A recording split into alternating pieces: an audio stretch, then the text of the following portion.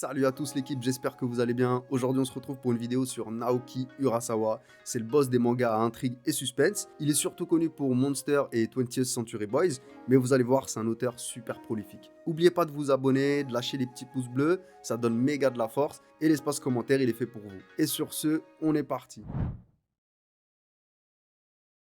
Naoki Urasawa, il est né le 2 janvier 1960 à Fushu, dans la préfecture de Tokyo. C'est le cadet de la famille, et tout petit, il est confié à ses grands-parents plutôt que d'aller à la maternelle. Dès cette époque, on va lui mettre entre les mains Astro Boy et le roi Léo d'Osamu Tezuka. D'ailleurs les gars, j'ai donné des petits détails sur ses œuvres sur la vidéo d'Osamu Tezuka qui est encore dispo sur la chaîne, donc n'hésitez pas à aller checker. Donc pendant qu'il est chez ses grands-parents, il va lire les œuvres de Tezuka et ça va le fasciner. Il va tellement kiffer qu'il va commencer à dessiner. Donc là, on est sur un profil un peu à la Kentaro Miura, c'est-à-dire des gars qui ont été piqués par le manga et qui ont commencé à dessiner très très jeunes. À l'école primaire, il va commencer à dessiner ses premiers yonkoma. Donc pour rappel, les yonkoma, c'est des petits mangas en 4 cases verticales qui racontent souvent des histoires humoristiques. Il y a même certaines planches qui vont finir dans le journal de l'école, et Urasawa il raconte que ça l'a sauvé du harcèlement, parce qu'à l'époque il y a des gars qui lui mettaient la misère, mais en fait grâce à ses talents de dessin, il a pu s'intégrer à la classe. Donc Naoki Urasawa, on peut dire que sa première et plus grande influence, c'est clairement Osamu Tezuka. On a vu qu'il l'avait découvert avec Astro Boy et le roi Léo, mais il y a une autre œuvre qui va le choquer, c'est Phoenix. J'en avais parlé dans la vidéo sur Tezuka, mais en gros Phoenix c'est un ensemble d'histoires interconnectées autour de la légende de l'immortalité du Phoenix. Il kiffe tellement Tezuka que des années plus tard, il reprendra un arc d'Astro Boy pour en faire une œuvre qui s'appelle Pluto. Mais je reviendrai dessus plus tard. En parallèle du dessin, Urasawa, son autre grande passion, c'est la musique. Et on va voir que ça va influencer vraiment sa carrière de mangaka. En fait, il va s'initier très tôt au chant et à la guitare. Lui, de base, c'est un grand amateur de rock et de folk des années 60. Il va trouver dans la musique un autre terrain d'expression. Une de ses grosses rêves dans la musique, c'est Takuro Yoshida. Takuro Yoshida, c'est un chanteur-compositeur qui a lâché des classiques dans les années 70-80. Urasawa, il le kiffe tellement qu'il va faire plein de recherches sur lui, jusqu'à ce qu'il découvre que Yoshida lui-même était très influencé par Bob Dylan. Et du coup, Urasawa, il va commencer à s'intéresser et à kiffer la musique de Bob Dylan.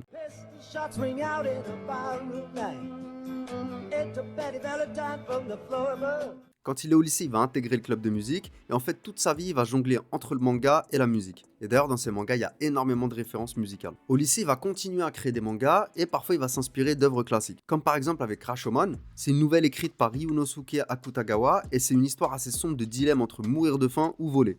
D'ailleurs, c'est une histoire qui aura même le droit à une adaptation au cinéma dans les années 60. Mais à cette époque, Urasawa, il est happé par la musique. Du coup, il délaisse un peu le dessin. Après le lycée, il va intégrer l'université de Meisei, pas trop loin de Fushu d'où il est originaire. Contrairement à ce qu'on pourrait penser et contrairement à beaucoup d'autres mangaka, Urasawa, il va pas s'inscrire dans une faculté de lettres, mais il va s'inscrire dans des études d'économie. Il va encore s'inscrire au club de musique à l'université et il va faire une rencontre qui va le marquer. Hiroaki Murakoshi. Hiroaki, qui sera plus tard connu sous le nom de Harry, c'est le futur chanteur du groupe The Street Sliders. C'est un groupe de rock qui va faire du bruit entre 1980 et 2000. Urasawa, il est très impressionné par le talent de Harry et il le considère comme une figure marquante de sa jeunesse.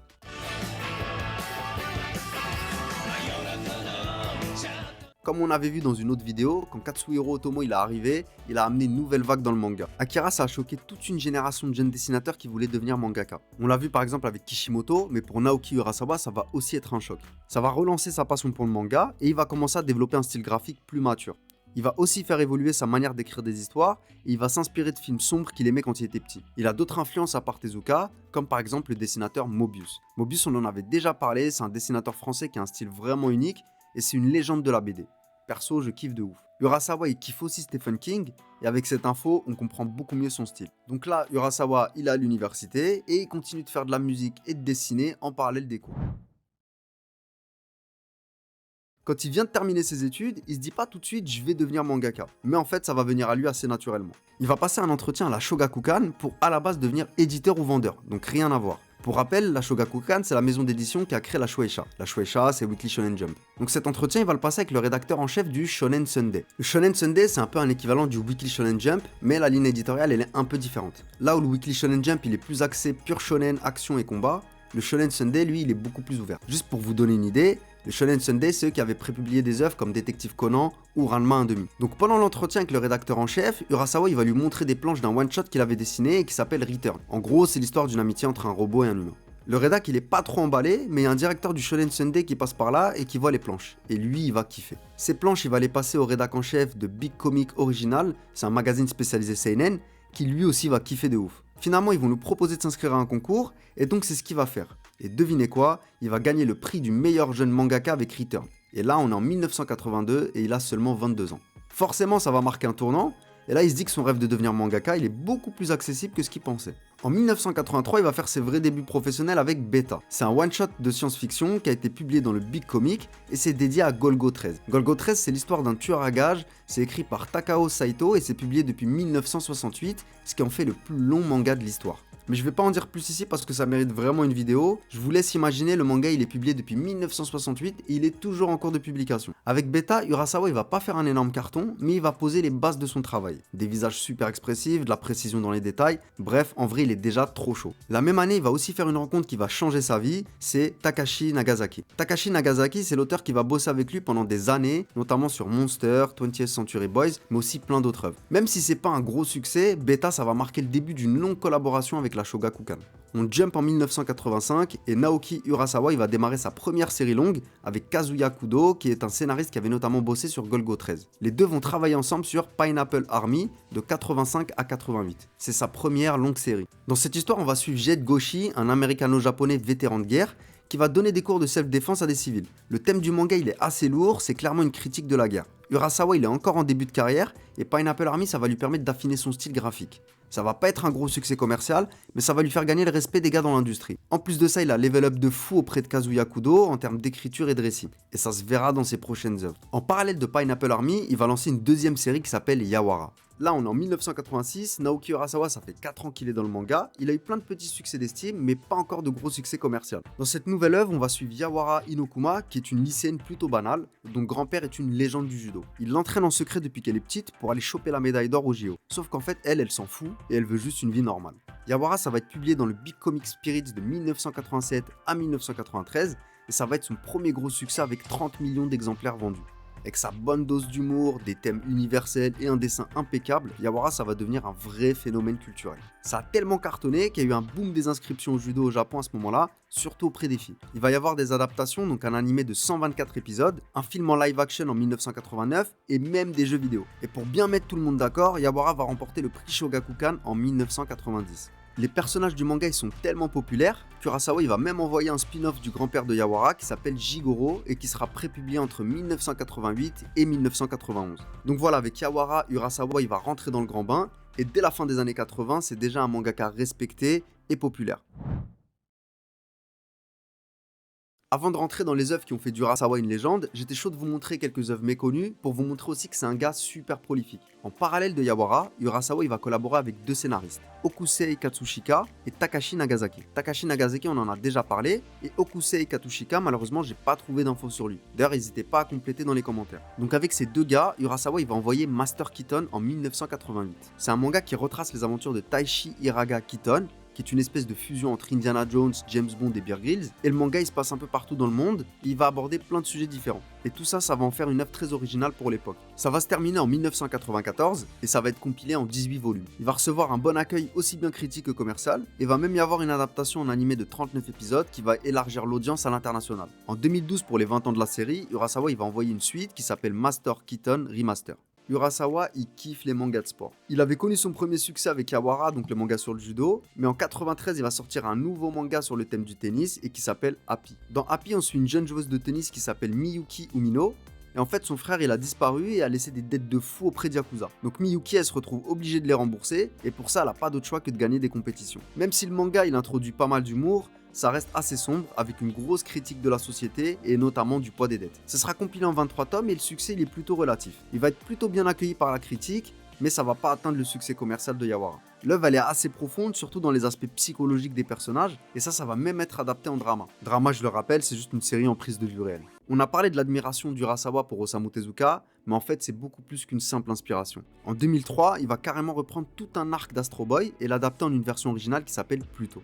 L'arc en question, c'est le robot le plus fort du monde, et il va réaliser cette version en collaboration avec Tezuka Productions, qui est géré par Makoto Tezuka, le fils d'Osamu Tezuka lui-même. Donc on peut clairement dire qu'il est validé par la source. D'ailleurs, n'hésitez pas à aller checker ma vidéo sur Tezuka, ça vous permettra de raccrocher un peu les wagons. Dans cette version, Urasawa il va rester fidèle à son style. Il va en faire une œuvre proche du thriller psychologique, donc un truc beaucoup plus adulte. Dans Pluto, on est dans un monde où les robots et les humains y cohabitent. Et l'histoire elle est centrée autour de Gezicht, un inspecteur qui enquête sur la mort en série de plusieurs vétérans de guerre, humains et robots. Pour ce projet, Urasawa il sera aidé par Takashi Nagasaki, encore lui, et par Makoto Tezuka, le fils d'Osamu Tezuka lui-même. Le manga c'est un énorme succès, il va rencontrer plein de prix prestigieux comme le prix Osamu Tezuka, donc magnifique, la boucle est bouclée, mais aussi le prix Intergénération du Festival d'Angoulême en 2011, ou encore le prix Eisner. Pour rappel, le prix Eisner, on en avait déjà parlé, mais c'est un prix qui récompense les BD parus aux États-Unis. Avec cette reconnaissance au Japon et à l'international, Urasawa il a réussi à remettre au goût du jour un classique du manga, et en plus de ça, il a assis son statut de GOAT. Dans les séries méconnues d'Urasawa, on a aussi Billy Bat. C'est une histoire qu'il a écrite avec Takashi Nagasaki, encore et toujours lui, et qui est publiée entre 2008 et 2016 dans le Weekly Morning de la Kodansha. L'histoire elle commence aux États-Unis dans les années 40. On suit Kevin Yamagata, un américano-japonais, qui travaille sur une BD intitulée Billy Bat. En travaillant sur son perso principal, qui est une sorte de chauve-souris anthropomorphe, il découvre qu'il ressemble énormément à un personnage de manga déjà existant au Japon. Il va donc interrompre sa publication, il va faire le voyage jusque là-bas pour demander la permission au créateur original d'utiliser ce personnage dans sa BD. A partir de là, il va se retrouver dans plein d'intrigues. La particularité avec Billy Bat, c'est que premièrement, il le publie avec la Kodansha, qui est le concurrent direct de sa maison d'édition de toujours, c'est-à-dire la Shogakukan, et deuxièmement, il le crée dans un contexte un peu particulier. Il vient de sortir son premier album de musique, Anseiki no Otoko, et il vient de boucler deux de ses plus gros succès, 20th Century Boys et Pluto. Billy Bat, il est bien accueilli, il va recevoir plusieurs prix. En plus de ça, il est salué par la critique pour sa profondeur et tous les mystères qu'il laisse planer. On continue avec les œuvres méconnues et cette fois-ci on va s'intéresser à Asadora, qui est sa dernière œuvre en date. Asadora, c'est publié en 2018 dans le Big Comic Spirits de la Shogakukan. L'histoire elle commence dans les années 50 quand un typhon frappe le Japon. On va suivre Asa Asada, une jeune fille qui a un caractère bien trempé et qui va s'activer pour sauver les victimes du typhon. Entre temps, elle va rencontrer Haruo, un vétéran de guerre qui va prendre Asa sous son aile et l'aider à devenir pilote. Le récit va s'étaler sur plusieurs décennies et il va y avoir un tas d'intrigues et même des éléments un peu fantastiques comme un monstre géant. Dans cette histoire, Urasawa il a fait un vrai travail documentaire sur le Japon d'après-guerre et il reprend des éléments qui ont fait son succès. Donc des personnages avec une psychologie complexe, de la précision dans le dessin et même des éléments de science-fiction qui amènent du mystère et qui enrichissent l'intrigue. Quand il fait Asadora, Urasawa il veut ramener de la positivité dans la société japonaise, surtout après le traumatisme du séisme de 2011. Le manga il est toujours en cours de publication et il y a actuellement 9 tomes. Donc là, on vient de le voir, Naoki Urasawa, c'est un auteur qui a été super prolifique. Il a réussi son objectif, faire de sa passion son métier, et en plus de ça, il est reconnu par le public et par ses pairs. En 2008, il est déjà riche d'une longue expérience en tant que mangaka, et l'Université des Arts de Nagoya va lui proposer un poste en tant que professeur invité avec Takashi Nagasaki. Ensemble, ils vont partager leur expertise du manga avec des étudiants, et ils vont pas seulement enseigner des techniques de dessin, mais aussi toutes les techniques de narration, de création des personnages, etc. Avec cette opportunité, Urasawa il va pouvoir transmettre son savoir, il va devenir un vrai mentor pour beaucoup de jeunes artistes. C'est une autre manière pour lui d'exprimer son amour du manga et d'être un vrai ambassadeur de cet art. On en avait déjà parlé au début de la vidéo, mais Urasawa, sa deuxième grande passion, c'est la musique. C'est un truc qu'il a jamais lâché et qui en plus va influencer ses mangas. Il va sortir un premier album en 2008 qui s'appelle Anseiki no Otoko, qui veut dire l'homme d'un demi-siècle. Et dans cet album un peu rock et folk, il va rendre hommage à toutes ses inspirations, comme Bob Dylan ou Takuro Yoshida. D'ailleurs, tenez, je vous mets un petit extrait.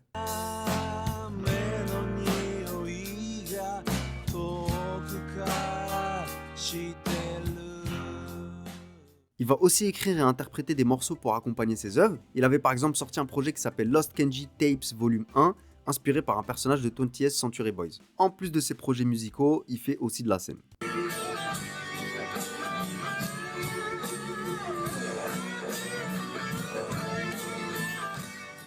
Donc voilà, le gars est un artiste archi complet.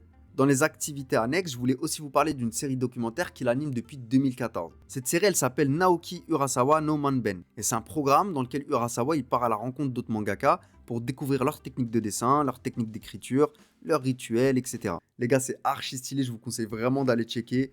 En gros, c'est Urasawa qui va à la rencontre d'autres mangaka et ils se partagent leurs techniques de dessin, leurs techniques d'écriture, etc. J'ai retrouvé les vidéos sur YouTube, il y a aussi un site officiel sur lequel on peut les retrouver. Sur YouTube, les vidéos que j'ai trouvées, en fait, elles sont sous-titrées en anglais, donc ceux qui sont pas dedans, je suis désolé pour vous. Dans chaque épisode, Urasawa il rencontre un mangaka en particulier et on les voit bosser, plus il les questionne sur leur travail. Parmi les mangaka qu'il a rencontrés, il y a par exemple Junji Ito, le boss des mangas d'horreur, ou encore Takao Saito, le créateur de Golgo 13. Avec cette série documentaire, Urasawa il nous permet d'entrer dans les coulisses de la création d'un manga et il met le focus sur les techniques particulières de grands mangaka. Pour tous ceux qui s'intéressent à la création d'un manga et ceux qui en dessinent, je vous conseille vraiment d'aller checker parce que c'est une mine d'or d'informations.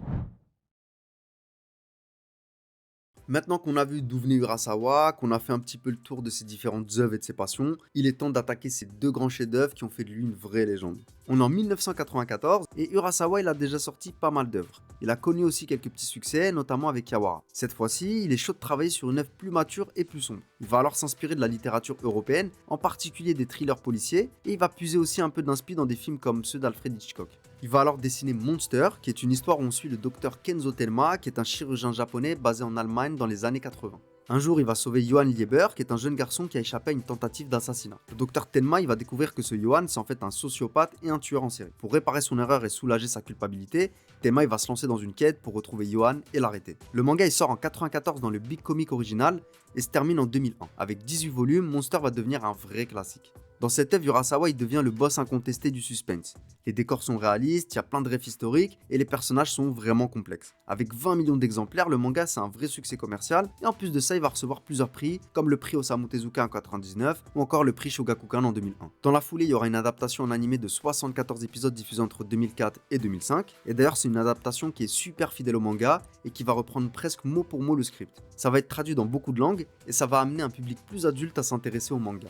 Monster est tellement successful qu'il va même y avoir 2 projets d'adaptation à Hollywood. Le premier, c'est un projet de film qui devait condenser toute l'histoire dans un long métrage. Les droits ils avaient été acquis par New Line Cinema qui est une entité de Warner Bros.